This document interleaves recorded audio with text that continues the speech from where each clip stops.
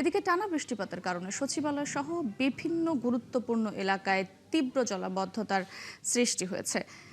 ভারী বর্ষণের কারণে সচিবালয়ের আশেপাশের সড়ক ও নিম্নাঞ্চল তলিয়ে গিয়ে সরকারি কর্মকর্তা কর্মচারী সহ সাধারণ কর্মজীবী মানুষের চরম ভোগান্তি পোহাতে হচ্ছে। এছাড়া বৃষ্টির কারণে বিভিন্ন স্কুল ও কলেজেও বন্ধ ঘোষণা করা হয়েছে, যাতে করে ছোট ছোট বাচ্চারাও এই বৃষ্টিতে ভোগান্তিতে না পড়ে। এছাড়া আমরা দেখতে পেয়েছি যে সড়কে জলাবদ্ধতার কারণে বিভিন্ন স্থানে আসলে গাড়ি আটকে পড়েছে। বিভিন্ন যে পরিবহন রয়েছে, সরকারি পরিবহনগুলো রয়েছে, পাবলিক ট্রান্সপোর্ট যেগুলো রয়েছে, সেগুলো বন্ধ হয়ে বিভিন্ন জায়গায় সড়কে পানির কারণে আটকে রয়েছে। এছাড়া বিভিন্ন ধরনের ভোগান্তির আমরা সম্মুখীন হয়েছি। সচিবালয়ের ভোগান্তির কথা দর্শক জানাচ্ছিলাম। আমরা সচিবালয়ের এই ভোগান্তির আরও খবর জানবো। সেখানে আছেন আমার সহকর্মী শারমিন নীরা, যুক্ত হব তার সঙ্গে। যুক্ত হয়ে সচিবালয়ের যে জলাবদ্ধতা সে খবর জানবো।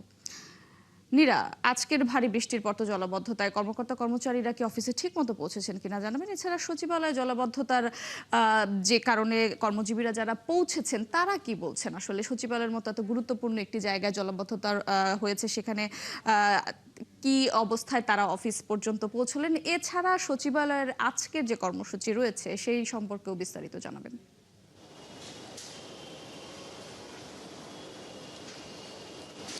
ধন্যবাদ আপনাকে। প্রথমে আসলে কর্মসূচির কথাই বলতে চাই।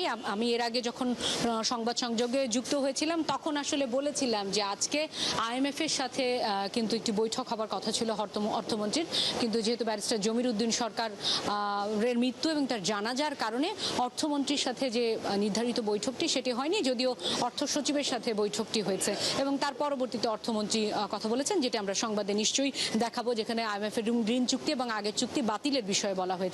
এর বাইরে শিডিউল যদি আমরা কিছু বলি তেমন কোনো কিছুই আসলে সচিবালয়ে আজকে নেই, কারণ আমরা যতটুকু জানি যে অধিকাংশ মন্ত্রী বা বড় কর্মকর্তা যারা পরিবর্তন হতে পারে, সুতরাং যারা আসলে বেরোবেন ঘর থেকে তারা ততখানি প্রস্তুতি নিয়ে বেরোবেন এমন প্রত্যাশা নিঃসন্দেহে সবারই থাকবে। মৌটুসী, ধন্যবাদ নীরা আপনাকে। দর্শক, যেমনটি সচিবালয় থেকে জানাচ্ছিলেন যে টানা বৃষ্টির কারণে কিন্তু বিভিন্ন জায়গায় ভারী জলাবদ্ধতার সৃষ্টি হয়েছে এবং এই জলাবদ্ধতার কারণেই কিন্তু সরকারি কর্মকর্তা কর্মচারী সহ সাধারণ কর্মজীবী মানুষদেরও চরম ভোগান্তি আমরা দেখতে পাচ্ছি। সে খবরই জানাচ্ছিলেন সচিবালয় থেকে সহকর্মী শারমিন নীরা।